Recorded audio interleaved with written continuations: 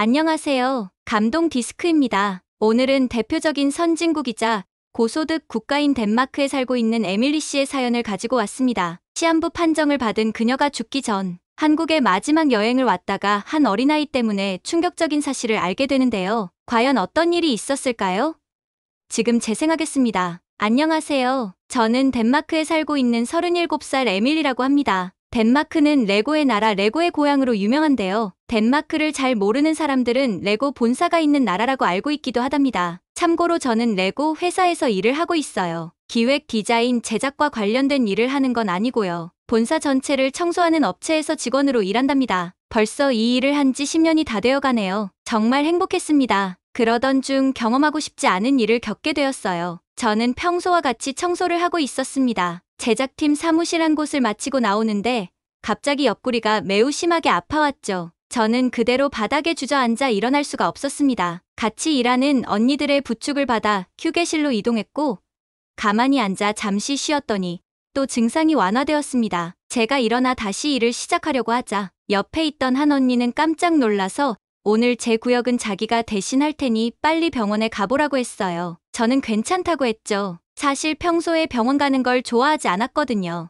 겁도 났고 자연스럽게 치유될 거라 믿는 편이었습니다. 하지만 중간중간 통증은 계속 나타났고 이건 좀 심하다 싶어 결국 집 근처 병원에 진료 예약을 했습니다. 병원에서 긴장을 하면서 대기하던 중 저의 차례가 되었고 의사는 이것저것 제게 물어봤습니다. 잠시 생각을 하는가 싶더니 글쎄 한 가지 추측은 되는데 자기가 정확한 진단을 내리기 어렵다는 거 있죠? 그래서 지금 당장 큰 병원으로 가서 정밀 검사를 받아보라고 했습니다. 그때부터 저는 뭔가 일이 생겼구나, 수술을 할 정도로 큰 병이 생긴 건가 하는 생각에 극도의 긴장을 하기 시작했습니다. 곧바로 저는 의사가 작성해준 소견서를 가지고 추천하는 큰 병원으로 갔습니다. 역시나 정밀 검사를 해보자고 하더군요. 그리고 저는 몇 시간 뒤 검사 결과를 듣고 진료실에서 주저앉아 울었습니다. 의사는 심각한 표정으로 검사 결과지와 저를 번갈아 보았고 저에게 신장암 사기라고 말했습니다. 이전부터 증상들이 있었을 텐데 왜 이렇게 늦게 왔냐고 말하더군요. 저는 주저앉은 채 수술을 하면 되지 않냐고 울면서 말했습니다. 의사는 제 어깨를 감싸며 이미 다른 장기로 전이가 많이 되었다고 했고 이런 말밖에 해줄 수 없어 미안하다고 했습니다. 또 힘들겠지만 더 늦기 전에 가족들에게 알려야 하지 않겠냐고 했습니다. 저는 너무 절망스러웠어요. 정신을 차리고 있는 게 고작이었죠. 의사에게 물었습니다. 그럼 저는 앞으로 얼마나 살 수 있는 거죠? 의사는 길면 1년이라고 했습니다. 그렇게 저는 36살이라는 나이에 시한부 판정을 받고 진통제만 가득 받아왔습니다. 집에 도착해 몇 시간 동안 아무 생각도 들지 않고 멍하니 밖을 바라보고 있었죠. 이미 제가 감당할 수 있는 수준의 결과가 아니었습니다. 행복했던 일상은 완전히 무너졌고 당연히 직장도 더 이상 갈 수 없게 되었어요. 같이 일하던 언니들이 몇 차례 찾아와 위로를 해주었지만 그게 전부였습니다. 그런다고 신장암이 사라지는 게 아니니까요. 점점 더 성격이 부정적이고 예민하게 변해갔습니다. 어차피 죽을 거 주변의 인간관계도 모두 정리하기 시작했어요. 하지만 큰 충격을 받게 되실까봐 부모님께는 아직 이야기하지 못했어요. 사실 어떻게 말해야 할지 어떻게 반응해야 할지도 모르겠었습니다. 아침에 눈을 뜬 채 누워있다가 울고 아프면 진통제를 먹고 버티는 게 하루의 일상이 되었어요. 그렇게 한 달이 지났습니다. 여느 때처럼 아침에 눈을 뜬 채 가만히 있다가 이상하게도 무언가에 이끌리듯 TV 전원을 켜게 되었습니다. 아무 생각 없이 채널을 돌리던 중 버킷리스트라는 영화가 방영하는 걸 보게 되었죠. 평소라면 절대 시청하지 않았을 영화인데 그때는 마치 내 이야기라고 생각이 들더라고요. 저는 영화를 감명 깊게 보고 난 뒤에 버킷리스트를 적기 시작했습니다. 살 수 있는 날이 길면 1년이라고 했기 때문에 한 달에 2개씩 해서 개수를 24개로 정했고 하고 싶은 것부터 적어나가기 시작했습니다. 다 적고 보니 가장 첫 번째 리스트가 해외여행이었습니다. 평소 아시아권 나라들이 가진 문화에 관심이 많았기 때문에 아시아 쪽으로 계획을 잡았습니다. 그리고 저의 몸 상태가 좋지 않기 때문에 치안이 좋고 안전한 것으로 검증된 나라로 가야겠다고 생각했죠. 그렇게 긴 고민 끝에 한국에 가는 것으로 결정이 되었습니다. 마지막까지 일본과 경쟁을 했지만 요즘 노래나 음식 등 세계적으로 인정받고 있는 나라를 생각할 때 한국이었거든요. 그렇게 저는 한국에서의 여행 일정과 챙겨갈 옷들, 그리고 한 달 정도 복용할 약을 챙겼습니다. 드디어 한국행 비행기에 올랐고 10시간 이상 비행하여 한국 인천공항에 도착했습니다. 공항에서 짐을 찾아 곧바로 택시를 탔고 처음 일주일간 머물 숙소였던 광화문 근처 호텔로 출발했습니다. 가는 동안 잠을 좀 자둬야겠다고 생각을 했는데 바로 옆으로 보이는 인천 바다를 보고 시선이 고정되었어요. 그리고 저도 모르게 눈물이 양보를 타고 또르르 흐르기 시작했습니다. 코를 훌쩍이며 양손으로 눈물을 닦고 있자 기사님이 말없이 휴지를 건네주셨습니다. 제가 민망할 거라 생각하신 건지 백미러도 옆으로 돌려주셨죠. 타국에서 처음 느끼는 따뜻함이었습니다. 기사님은 잔잔한 팝송을 크게 틀어주셨고 저는 하염없이 울다가 잠이 들었습니다. 얼마나 지났을까 기사님이 제 어깨를 두드리며 저를 깨우셨습니다. 호텔 앞에 도착해 있었어요. 저는 서툰 한국말로 감사하다고 인사드렸고 요금과 함께 팁을 드렸습니다. 숙소로 올라가 짐만 풀고는 바로 나왔어요. 다음 일정이 지하철 타기였거든요. 오기 전에 한국에 대한 영상을 찾아봤는데 지하철에 타고 목적지 없이 여행하는 게 너무 낭만적이었거든요. 저는 가장 가까운 경복궁역으로 갔습니다. 첫인상은 우와 사람 진짜 많다 였습니다. 알고 보니 그때가 퇴근 시간이었습니다. 사람이 정말 많았지만 일단은 지하철에 탔습니다. 앉을 자리가 없어 문에 기대어 서 있었는데 그때 극심한 통증이 다시 밀려오기 시작했습니다. 다행히 평소에 겪던 통증보다는 약한 편이어서 참을 만은 했지만 똑바로 서 있기가 힘들었습니다. 제가 허리를 숙이고 아파하자 앉아있던 여성분이 저를 부축하며 자기가 앉아있던 자리에 저보고 앉으라고 했어요. 너무 감사했어요. 그렇게 30분 정도가 지나자 통증은 서서히 가라앉았습니다. 지하철 투어는 왕복 2시간 정도가 되었고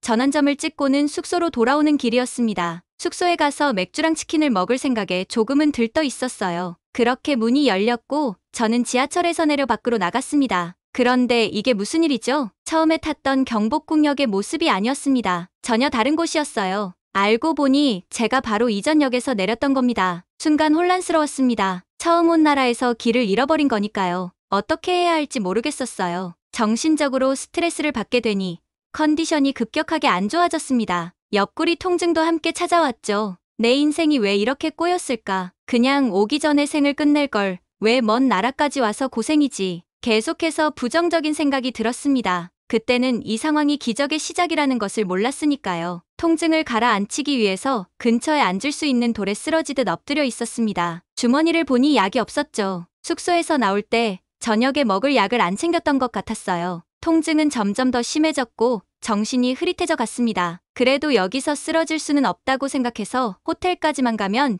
직원이 도와주겠지 생각하고 벌떡 일어난 순간 그 자리에서 저는 막대기 마냥 정신을 잃고 쓰러졌습니다. 흐릿해지는 시야에 사람들이 놀라며 달려오는 게 마지막 기억이었어요. 시간이 얼마나 지났을까? 눈을 떠보니 병원 응급실에 누워 있었습니다. 그리고 누군가 저희 손을 잡고 있었는데 고개를 돌려보니 6살쯤 되어 보이는 아이가 제 손을 잡고 잠들어 있는 거였어요. 제가 부스럭대자 아이는 잠에서 깼고 아이의 엄마도 마침 제가 있던 침대로 돌아왔습니다. 아이 엄마는 유창한 영어로 저에게 괜찮냐고 어디가 안 좋은 거냐고 물었습니다. 저는 신장암 사기이고 시한부 판정을 받았는데 버킷리스트 첫 번째로 한국에 여행을 왔다고 설명했습니다. 아이의 엄마는 놀란 얼굴로 저를 보더니 이내 꼭 끌어안아주며 저를 다독여 주었습니다. 몸이 좋아진 저는 퇴원 수속을 밟고 병원을 나가려고 했습니다. 그때 아이 엄마가 저에게 와서 조심스럽게 말했어요. 제가 의사는 아니지만 혹시 신장암 판정이 오지는 않을까요? 저희 어머니도 신장암으로 재작년에 돌아가셨는데